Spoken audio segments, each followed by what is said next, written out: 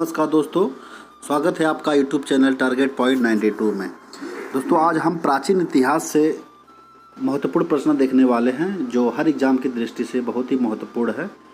तो चलिए शुरू करते हैं। अगर आप हमारे यूट्यूब चैनल पर नए हैं तो लाल बटन दबाकर सब्सक्राइब कर दें और सामने वाली बेल आइकन को भी दबा दें ताकि हमारी वीडियो की इन्फॉर्मेशन आप तक पहुंच सके। चलिए शुरू करते हैं। पहला क्वेश्चन है, सिंधु घाटी सभ्यता के लोग किस धातु से परिचित नहीं थे? तो सिंधु घाटी सभ्यता के लोग जो है लोहा से परिचित नहीं थे।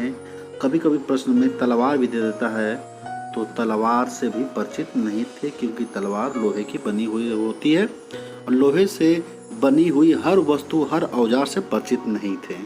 चलिए नेक्स्ट प्रश्न देखते हैं। सिंधु घाटी सभ्यता के लोगों ने सबसे पहले किस धातु के प्रयोग जो है किया था? तो सिंधु घाटी सभ्यता के लोगों ने सबसे पहले तांबा का प्रयोग किया था। नेक्स्ट क्वेश्चन देखते हैं। हड़प्पा सभ्यता की भाषा कौन सी थी?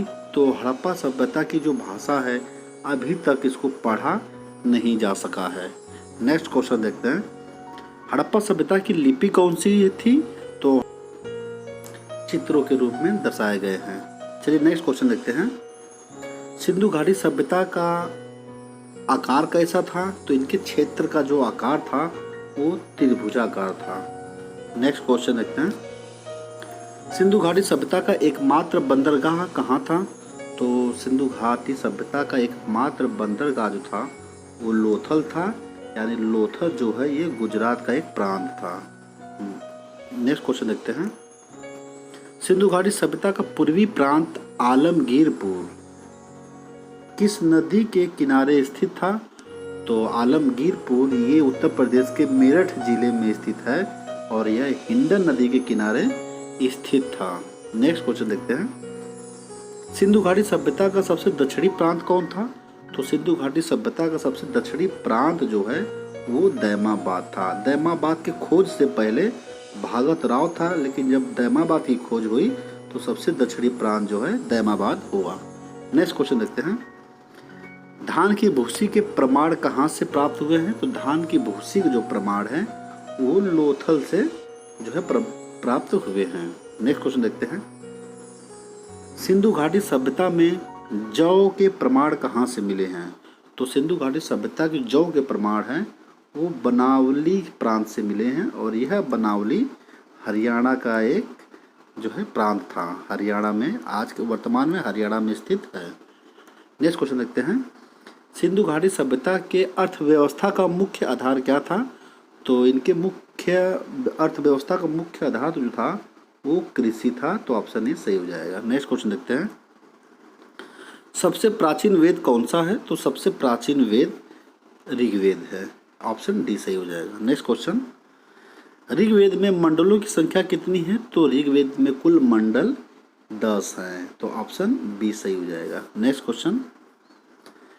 ऋग्वेद में सूक्तों की संख्या कितनी है? तो ऋग्वेद में सूक्तों की संख्या जो है 1028 है। तो ऑप्शन सी सही हो जाएगा। नेक्स्ट क्वेश्चन देखते हैं। गायत्री मंत्र किस वेद से लिया गया है? तो गायत्री मंत्र जो है वो ऋग्वेद से लिया गया है। तो ऑप्शन ए सही हो जाएगा। नेक्स्ट क्वेश्चन देखते हैं।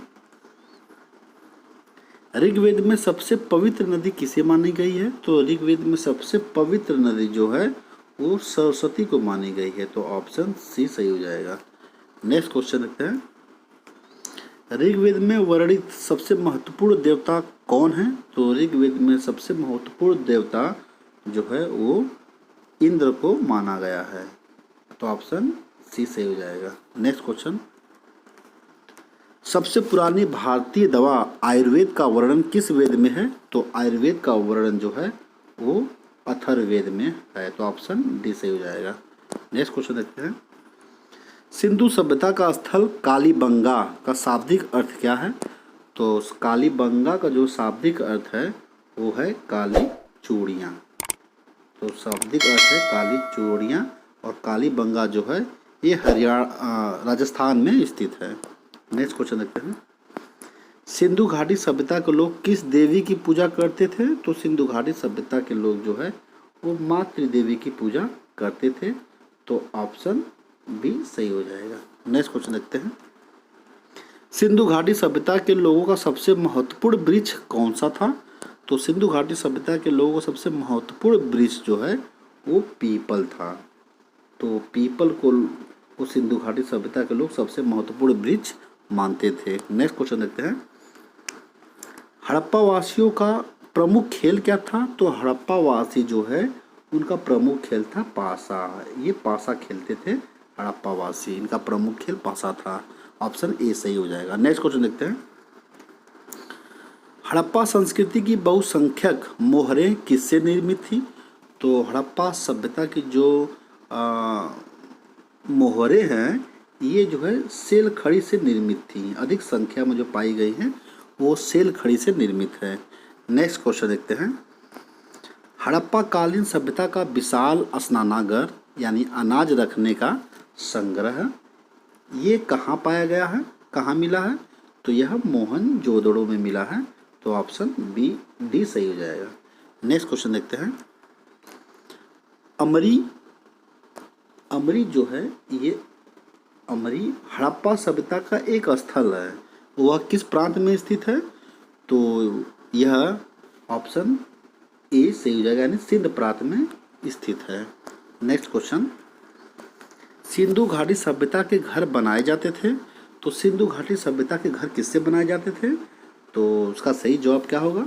तो इसका सही जवाब हो जाएगा पक्की ईंटों की यहाँ के मकान बने हुए थे। नेक्स्ट क्वेश्चन देखते हैं। सिंधु घाटी सभ्यता का विशाल यानी बृहद स्नानागार किस स्थल पर पाया गया है? तो यह जो पाया गया है बृहद स्नानागार, यह कहाँ पाया गया है? तो यह पाया गया है मोहनजोदड़ो में, यानी ऑप्शन ए सही हो जाएगा। नेक्स्ट क्वेश्चन देखते हैं। सिंधु घाटी सभ्यता की पहचान निम्न में से है। तो इसकी पहचान या इसकी विशेषता की अगर बात की जाए तो इसकी पहचान या विशेषता जो थी वह शहरी योजना प्रणाली थी। यानी शहरों की तरह इनका प्रमुख व्यवसाय जो था वो कृषि था, परंतु इनके जो है सभ्यता जो बसी हुई थी वह एक शहरी योजना प्रणाली के आधार पर बसी हुई थी। तो ऑप्शन डी सही हो जाएगा। नेक्स्ट क्वेश्चन देखते हैं। किस हड़प्पा संस्कृति स्थल से खुदाई में घोड़े की अस्थियां प्राप्त हुई हैं? तो घोड़े की अस्थियों की बात हो रही है, तो घोड़े की अस्थियां जो है सुरकोटड़ा में प्राप्त हुई हैं। नेक्स्ट क्वेश्चन देखते हैं। निम्न में से किस पशुओं के अवशेष सिंधु घाटी सभ्यता से प्राप्त नहीं हुए हैं? यानी इनके जो अवशेष अभी तक हमें किसी भी खुदाई में नहीं मिले हैं। तो इसका ऑप्शन ए सही हो जाएगा। तो अभी गाय के जो है अस्थियां नहीं मिली है। बैल की अस्थियां मिल चुके हैं लेकिन गाय की अस्थियां नहीं मिली हैं। दोस्तों ये महत्वपूर्ण 30 क्वेश्चन थे जो आपके आगामी एग्ज़ाम के लिए बहुत ही इम्पॉर्टेंट हैं। तो दोस्तों वीडियो देखने के लिए धन्यवाद। और वीडियो सब्सक्राइब नहीं किए हैं तो चैनल को हमारे सब्सक्राइब कर लें। धन्यवाद। जय हिंद।